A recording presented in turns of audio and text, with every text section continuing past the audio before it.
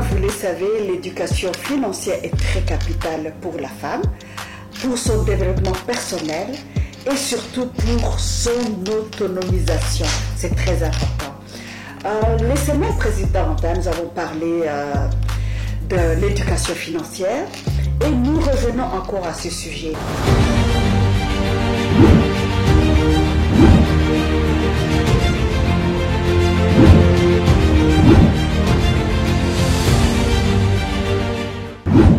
Pourquoi épargner d'abord? C'est ça la plus grande question. Pourquoi épargner? Nous allons revenir à cet élément, pourquoi épargner, et surtout, quelles sont les stratégies pour bien épargner.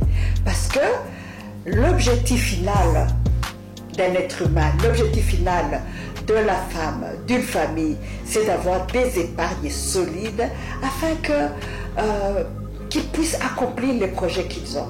Alors, première étape, pourquoi épargner? Quelles sont les raisons d'épargner? Il y a plusieurs raisons pourquoi est-ce qu'on doit épargner, mais aujourd'hui, je veux juste en donner 3. Mais n'hésitez pas dans les commentaires, si vous voulez qu'on continue à développer ce sujet, n'hésitez pas, posez-moi des questions, on est là pour ça. Comme je vous l'ai dit tout à l'heure, je veux juste vous donner 3 raisons pourquoi il faut épargner. Il y a plusieurs raisons, mais je n'ai retenu que 3. Et la première raison, c'est les imprévus. Les imprévus arrivent à toute personne. On ne peut pas programmer ce qui va vous arriver dans 2 jours, dans 3 jours, dans un mois. On ne peut pas programmer. On ne peut pas programmer au niveau de sa santé. Aujourd'hui, je me porte trop bien, mais demain, je peux avoir un problème.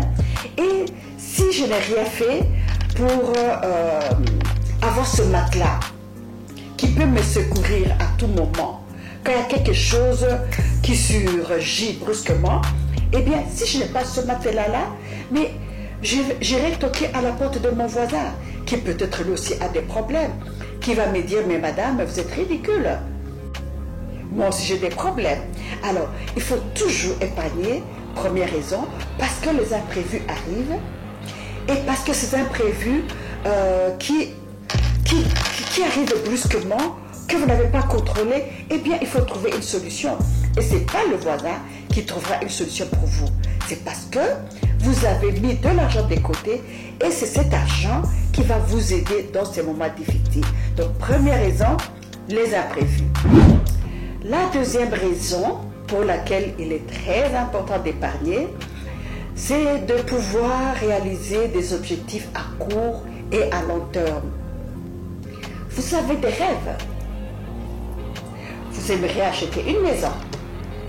Vous aimeriez peut-être acheter une nouvelle voiture pour votre épouse. Vous aimeriez mettre de l'argent de côté parce que vous dites « mes enfants iront dans telle université ». Il faut tout prévoir. Parce que quand l'enfant devra aller à l'université, il peut être boursier ou pas du tout. Il faut prévoir et mettre l'argent de côté. Donc tout cela, ce sont des épargnes à court et à long terme. Vous avez envie de faire un voyage, mais vous n'allez pas vous réveiller un beau matin en disant « j'ai envie d'aller à tel ou tel endroit ». Non, c'est de l'argent. Il faut un billet d'avion, il faut un séjour, il faut. Alors il faut épargner en vous disant « dans une année, je vais effectuer un voyage à tel endroit ». J'ai toujours rêvé d'aller aux îles Maurice, donc je mets déjà de côté de l'argent. Donc tout ça, c'est de l'épargne qui va vous servir à investir à long et à court terme. Troisième raison, pourquoi c'est très important d'épargner, l'épargne peut nous créer des opportunités. Il y a des opportunités qui sont autour de nous. Dans l'univers, il y a tellement d'opportunités, mais il faut les saisir. Mais pour les saisir, il faut peut-être aller avec de l'argent. Et l'argent, vous allez le trouver où si vous n'avez pas épargné. Supposons que vous voulez investir dans l'immobilier. C'est possible. Parce que tout commence par un rêve. Vous voulez investir dans l'immobilier, mais dans l'immobilier, vous allez y aller comment si vous n'avez jamais mis de l'argent de côté. Donc pour moi, l'épargne peut vous aider à Allez au-delà de ce que vous avez pensé. Investir dans l'immobilier, par exemple. On rencontre parfois des défis. Hein. C'est vrai qu'on a envie d'épargner, mais il y a des défis qu'on peut rencontrer. C'est vrai que les défis sont là, mais aussi on va trouver des solutions. Mais avant de trouver les solutions, je vais vous parler des défis. Première raison, c'est le manque de discipline. On n'est pas discipliné. Tout commence par la discipline qu'on se donne soi-même en se disant chaque mois, je mets autant à côté. J'ai un salaire d'autant et chaque mois, je mets un 10% à côté. Si vous pouvez mettre un peu plus, c'est bon. Mais il faut d'abord commencer par la discipline. Et une fois qu'on est discipliné, qu'on s'est entraîné, parce que ça peut ne pas être facile, ces disciplines-là, mais on s'entraîne. Donc, première raison, c'est le manque de discipline. On a des priorités financières mal établies. Et oui, quelles sont vos priorités?